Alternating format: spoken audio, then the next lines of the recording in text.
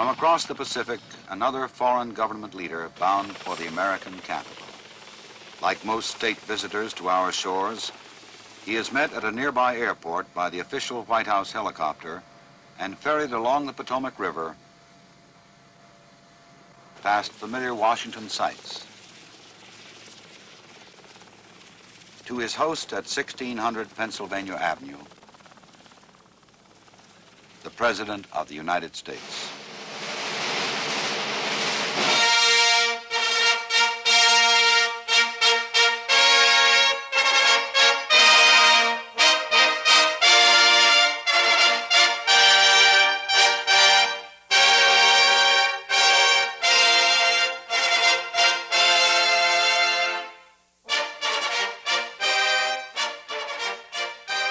On a sunny morning early in May, President Johnson received the Prime Minister of Thailand, Thanom Kittikachorn. Both men were concerned about the war that still raged in Vietnam and the peace that remained so elusive.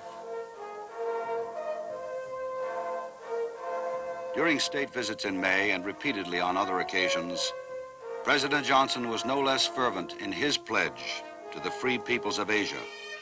In a message relayed for the first time to Thailand by the communications satellite, the President affirmed that we would negotiate in good faith, but we would never compromise the future of Asia at the negotiating table.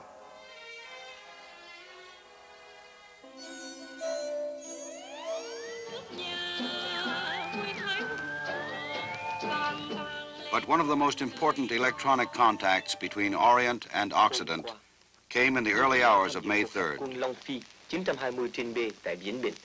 The government of the Democratic Republic of Vietnam is of the view that the former talks between Hanoi and Washington should be held immediately. The Democratic Republic of Vietnam welcomes the French government's willingness to offer Paris as a site for the talks between Hanoi's representatives and the United States. The signals of Radio Hanoi broadcasting a note of hope. The North Vietnamese government at last was ready to enter into formal talks about the prospects of peace. At the White House, President Johnson worked through the pre-dawn hours that Friday in order to deliver his carefully phrased response. I was informed about 1 o'clock this morning that Hanoi was prepared to meet in Paris on May the 10th, or several days thereafter. After conferring with Secretary of State and Defense, and Ambassador Goldberg and Ball, and Secretary Harriman, and Mr. Vance, I have sent a message informing Hanoi that the date of May the 10th and the site of Paris are acceptable to the United States. The diplomatic deadlock over a site for the peace talks was finally broken. The North Vietnamese had revealed a willingness to talk, but only on their terms and at places where all the advantages would be theirs, such as Warsaw, Phnom Penh, or Burma. But the President, who had already offered at least 15 locations, had stood firm for a conference site that would be acceptable to both sides. And the American negotiators Averell Harriman and Cyrus Vance would face a communist delegation headed by Xuan Thuy in the French capital. But the war did not end with the start of talks at the Avenue Kléber.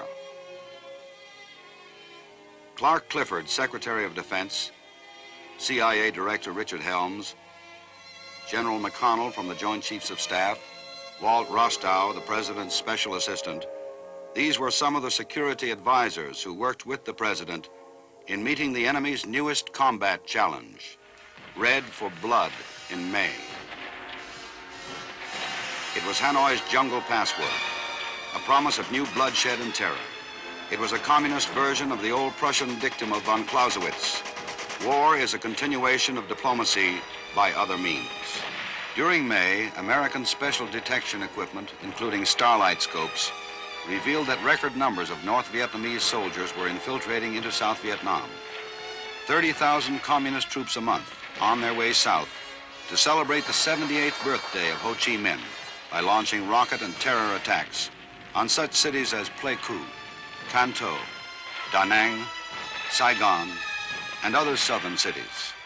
4 more weeks of death and destruction to innocent civilians and over 100,000 new refugees. The communists paid dearly for their desperation tactics, losing almost 5,000 men a week. For the Allies, it was also costly, especially the Americans, who lost 562 men one week, 549 the next. May was the bloodiest month of the war. And although the Paris talks held a faint promise of peace, the president grieved over the fact that by Memorial Day 1968, over 20,000 Americans and 23 times that many Vietnamese soldiers had fallen in these 3 years of struggle along the frontiers of freedom. The battlefield is the scarred and the lonely landscape of man's greatest failure. But it is a place where heroes walk. There will come a day when the last American soldier will have stacked arms in Vietnam.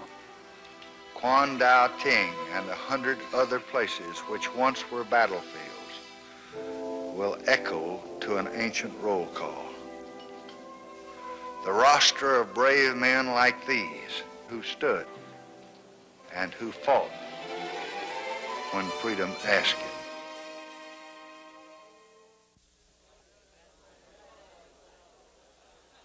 We have a special treat in store, a concert by the District of Columbia Youth Symphony. The first time I heard of this orchestra, I put it in the back of my mind that sometime I wanted them to come here and play for us, and I'm so happy that they could today.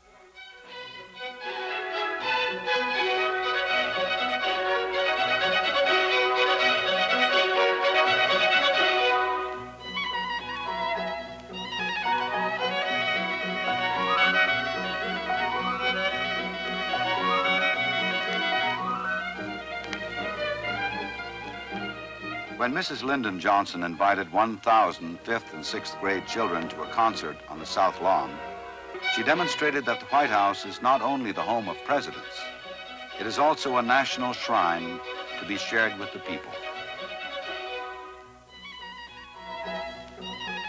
As her husband entered the 5th year of his presidency, many of the programs Mrs. Johnson had sponsored to improve the quality of life in America were now showing results.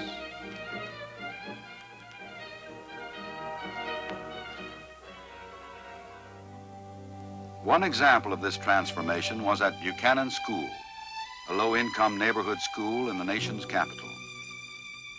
At one time, children had no place to play except a hard asphalt lot, enclosed by a chain-link fence. The school first caught Mrs. Johnson's attention because it had so many broken windows. With a generous gift of $400,000 from the Vincent Astor Foundation, the old playground was changed into an around-the-clock school and community recreation center for all ages. Its exciting design soon brought inquiries from communities the country over and enthusiasm from the neighborhood. For while Buchanan Plaza belongs first and foremost to this school, it also belongs to everyone in the neighborhood. It is a place where all ages can come together and find when they get there that there's lots to do. Since our Committee for a More Beautiful Capital was formed a little over 3 years ago, we have devoted particular attention to improving the physical surroundings of public schools in the city. We have done so to make the school a place of pride in the neighborhood. We have done so out of the belief that children will respond affirmatively to improvements that they can see and touch and take part in. I think this place, Buchanan Plaza, is the wave of the future. Schoolyards must not be locked at 3 p.m. They must not have forbidding fences that shut the community out and shut the children in. Outdoor time is learning time just as much as the hours spent in the classroom. In her role as White House hostess, Mrs. Johnson helped the president greet foreign guests, such as President Bourguiba of Tunisia. Chief Justice and Mrs. Earl Warren were featured guests at the White House judicial reception, a tribute to the members of the Supreme Court. She also helped honor the nation's servicemen at this year's military reception. Here, the First Lady with Mrs. Humphrey and Mrs. Eisenhower, guests at the yearly White House luncheon for Senate ladies. It was a treasured moment for Mrs. Johnson, who saw old friends from her days as the wife of a senator on Capitol Hill. Her guests would be the first to be served on the new White House china, unveiled earlier in May. It was the first full china service ordered since 1952, and its pattern reflected the First Lady's interest in the floral beauty of America, wildflowers, from the eastern Appalachians to the deserts of the West. Traveling to Arizona in May, Mrs. Johnson praised local conservationists, including former Senator Barry Goldwater, for making a parkland of billion-year-old Camelback Mountain that overlooks Phoenix, and saving it from those who had hoped to build a revolving cocktail lounge on its ancient crest. In Pineville, a little Piedmont town near Charlotte, North Carolina, Mrs. Johnson admired the restoration of the humble birthplace of James K. Polk, the 11th President of the United States. And when I return to Washington tonight, I will take back with me a message for the President. Today, I saw a place and a people who work and strive in the present, but respect the best of their past. Today, I was fortunate enough to see a bit of the national memory preserved.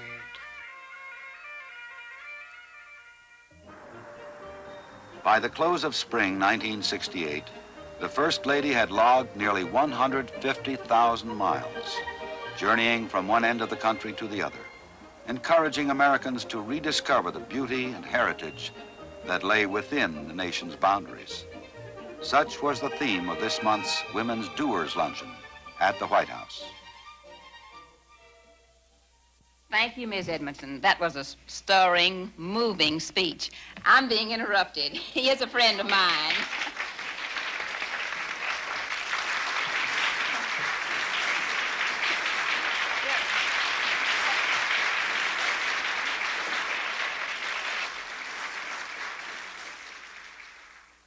I'm glad that Ms. Johnson is taking the leadership and seeing the country herself. She sees more of it than I want her to see, because the more she sees the country, the less she sees of me. I came here today not just to see you, see America through you, and to thank you, but to have a chance to see her again.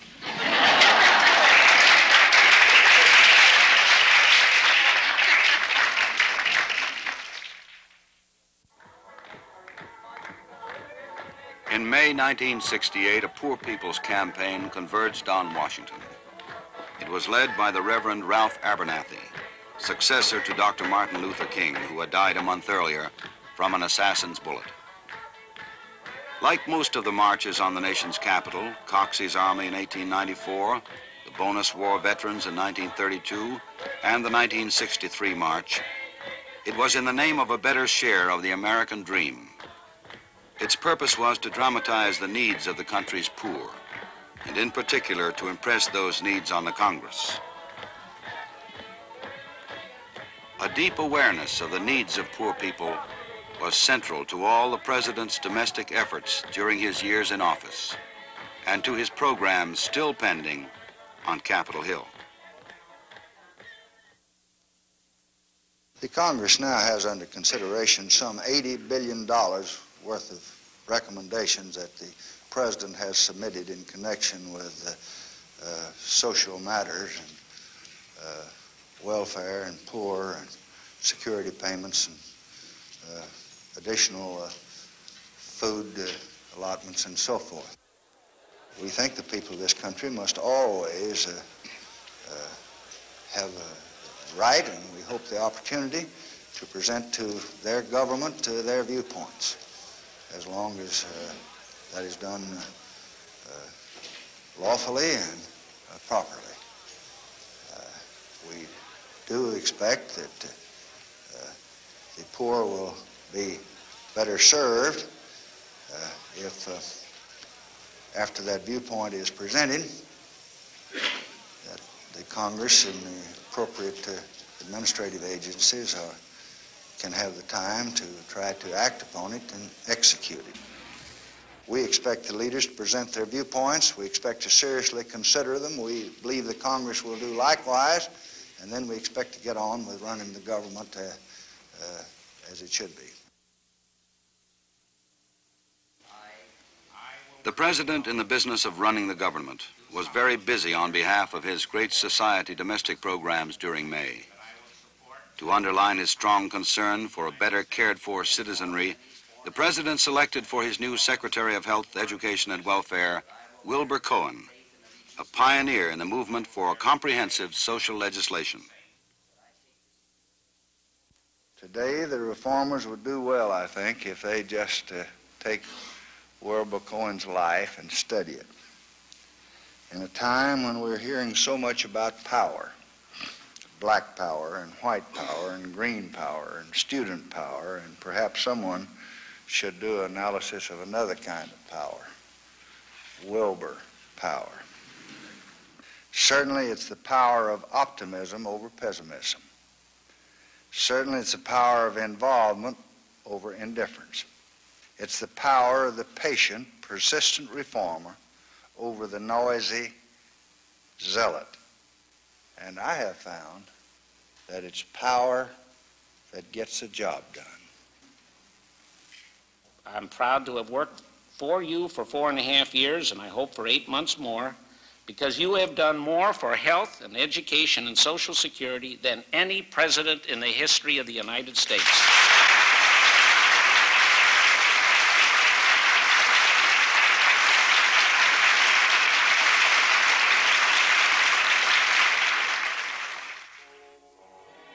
During the month, President Johnson signed measures and lent the support of his office to many programs and groups which are striving for a better life, economic improvement for minorities, stronger insurance protection for those who travel our highways, and for those who walk the streets of American cities. On the face of this stamp, there's a picture of a policeman with a little boy. For almost 1.5 years, we've been trying to help that policeman with our safe streets and our crime control program. The prime case in point is a gun bill. Some of the 6,500 murders, some of the 60,000 robberies, some of the 43,000 aggravated assaults that occur each year in this land of ours might have been prevented by passage of an effective gun control law.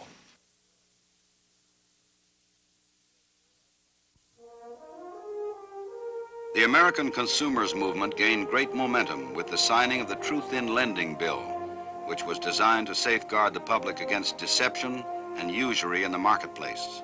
It was the product of 8 years of work by consumer-minded public servants like former Senator Paul Douglas and Cedric Kroll of the Treasury Department.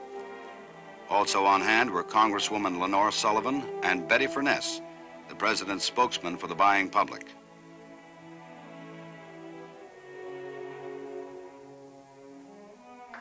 In another bill targeted toward the consumer, the president sought to provide credit relief for the homeowner, who, like many Americans, now was beginning to suffer from high interest rates and other danger signs of an overheated economy. In the face of a rising deficit, the president had been seeking for months to bolster the economy with a 10% surcharge tax bill. Congress said the president could no longer ignore the ominous threat of inflation aggravated by the heavy costs of war. Time was running out as Mr. Johnson carried his warning to every available forum. While we have let this tax bill languish, we have seen mortgage interest rates go from 5.5% to 7%. 3 years ago, no one would have ever believed that an 8% mortgage rate was possible in the United States. But today interest rates are nearing the highest point in 50 years. And I think this is something that should disturb every American. But if we do not act now, an even worse shock is in store for you. And I want to warn you about it. But Congress had been reluctant to raise taxes, especially in an election year. Finally, however, its leaders showed a willingness to pass the tax bill if federal expenditures were reduced by $6 billion. When Congress asked the President himself to slash $6 billion from his budget, Mr. Johnson saw this as an abdication of congressional responsibility, as he made clear in one of his more animated press conferences. But I think the time has come for all the members of Congress to be responsible, and even in an election year, to bite the bullet and stand up and do what ought to be done for their country. And the thing that I know that needs to be done more for their country than anything else, except the step we're taking this morning to try to find a peace solution, is to pass a tax bill without any ands, buts, or ahs. And if they want then to effect reductions, then as each appropriation bill comes up, offer their amendments like men out on the floor, call the roll. But don't hold up a tax bill until you can blackmail someone into getting your own personal viewpoint over on reductions. Now, the President can propose, but the Congress must dispose. I proposed a budget. If they don't like that budget, then stand up like men and answer the roll call and cut what they think ought to be cut. And then the President will exercise his responsibility of approving it or rejecting it and vetoing it. But fiscal leaders in Congress would not relent, and it was left to the chief executive to trim $6 billion out of an already tight budget. The President explained to his cabinet the task that lay before them. Congressional supporters of Great Society programs, he said, would have to be persuaded that the budget cut was the lesser of two evils. And there won't be anything like the headache or anything like as bad as saying to the world that we have no fiscal responsibility, we will not pass a tax bill. Therefore, I want to ask something I've never asked the Cabinet to do before, and I want to see if how much muscle we've got left, if any. I would like for you to sit down with these 250 men that you've associated with, most of them for the last 8 years, and see which ones that you're willing to take these little charts and go up and sit down and talk to and say, from the international standpoint, Mr. Katzenbach says to the people that he knows best, I think our country is in trouble, and here's why, and I hope that you can do this, and if you do it, I don't think it'll tear our programs to pieces. And I want you to know this. I can take this $6 billion expenditure reduction and survive and still breathe and still walk and still exist if I get that $10 billion tax bill.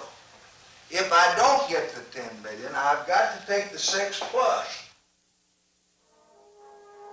The tax issue was a sanguine example of the very real separation of powers that distinguishes the American system of government. It also showed that presidential decision-making is not a simple process. But despite the give and take between executive and legislative branches of government, a warm friendship remained on the more personal level between the president and the lawmakers. For Mr. Johnson, like 18 presidents before him, had also worked among these ranks. During his 3 decades of public service, he had been both their minority and majority leader. And now, during the month of May, they had invited him back, for old time's sake, to break tradition and speak once again as their former Senate leader. I always profit from what I have learned from the members of this great body, the President told his old colleagues, and I appreciate all that you have done to ease my burden to help us better govern this nation.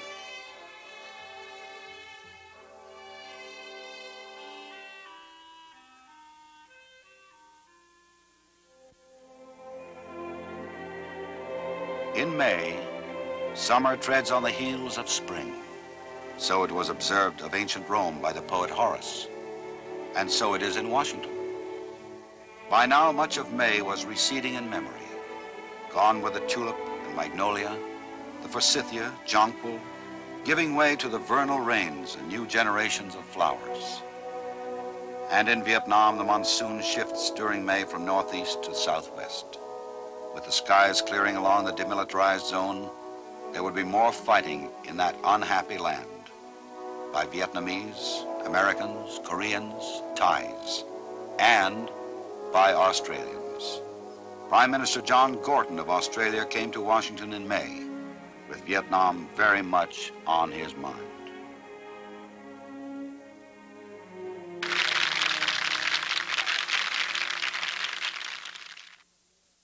Even as we stand here, our men fight in Vietnam together,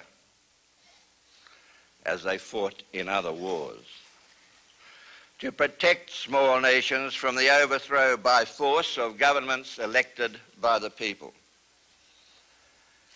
And even as we stand here, diplomats in Paris seek to discover whether there is hope of ending that fighting and securing a peace just, lasting, and honorable, giving to the people of South Vietnam a chance themselves to choose their future path without fear or threat.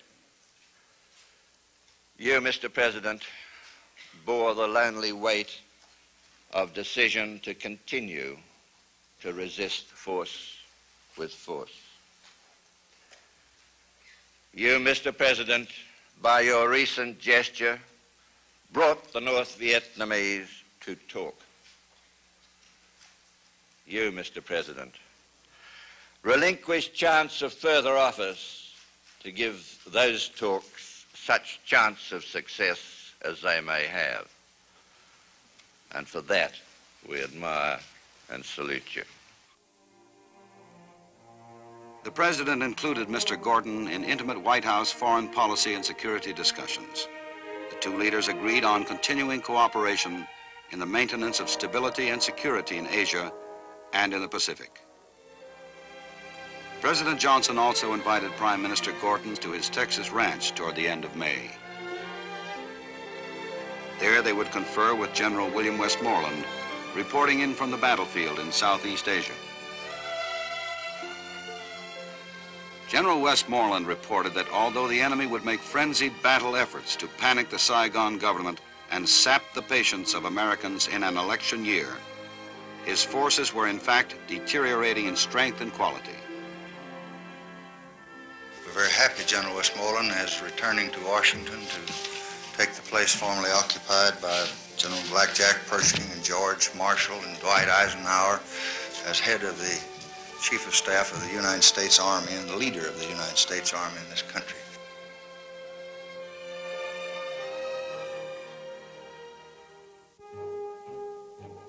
President Johnson's surprise announcement in March that he would not seek another White House term recalled another president's similar announcement in 1952.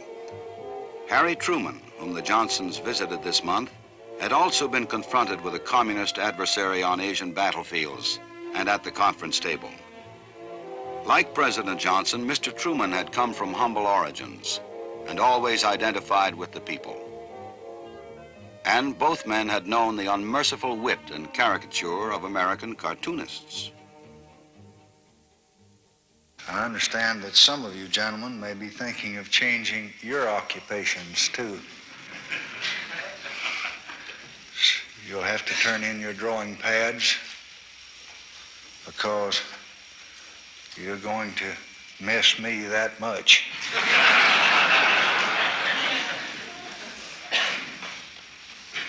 All of me.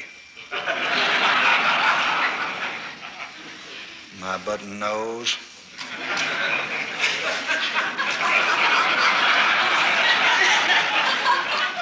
My cute ears.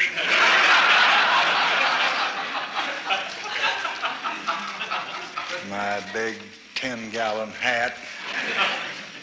I've always envied you your freedom of expression. You are the living proof of the wonders of democracy, where one man's artistic license is another man's credibility gap.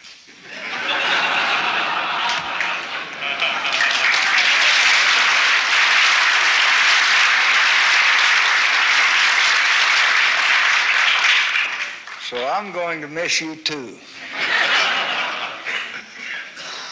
Though it will be nice to bite into my morning Texas grapefruit without you biting back in your morning newspaper. I suppose, though, I could have had it worse. After all, I could have been up against a columnist with all of your talent. Thank goodness Walter Lippmann never learned to draw.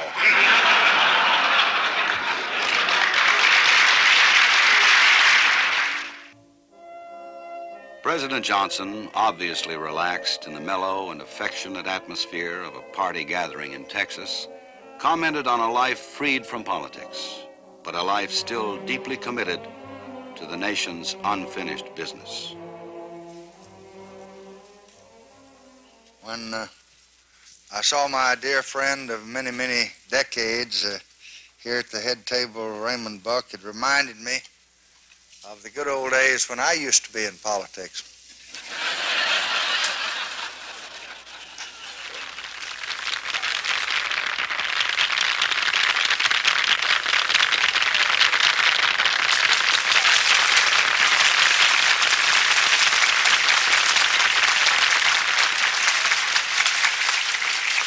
There was a little lady from the Temperance Union that once called upon a great government leader, or Prime Minister of Great Britain, Winston Churchill, to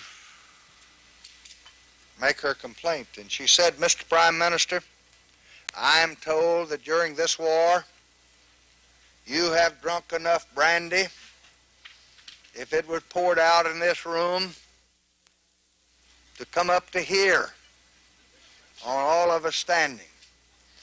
Churchill looked at her and listened very attentively, and he looked at the floor and he looked at the ceiling, and he said, "My dear little lady,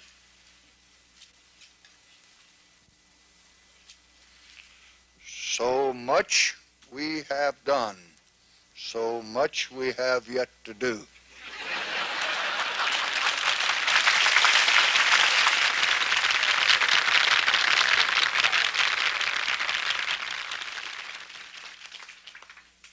And so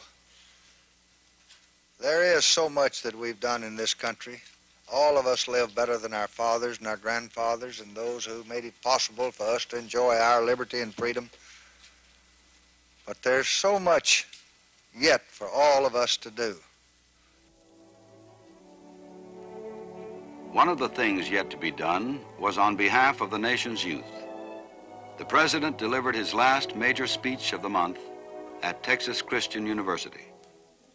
To open our political system to the participation of the many. I strongly believe, therefore, that the time is already here for this nation to recognize and to grant the right to vote to 18-year-olds. We have everything to gain by extending to these young people the most precious right and responsibility of citizenship, the right to vote. The president had always regarded the youth of this country as his special charge. For although he was completing his last year in the White House, Mr. Johnson had plans to complete his public service in the manner he started it 40 years earlier, as a teacher of youth.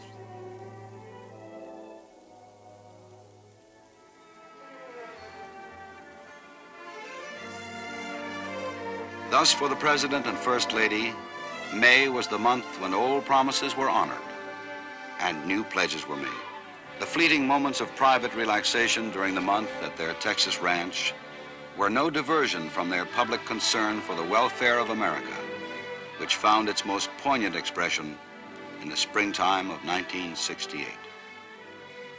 And in the final reckoning, each of us is going to be accountable.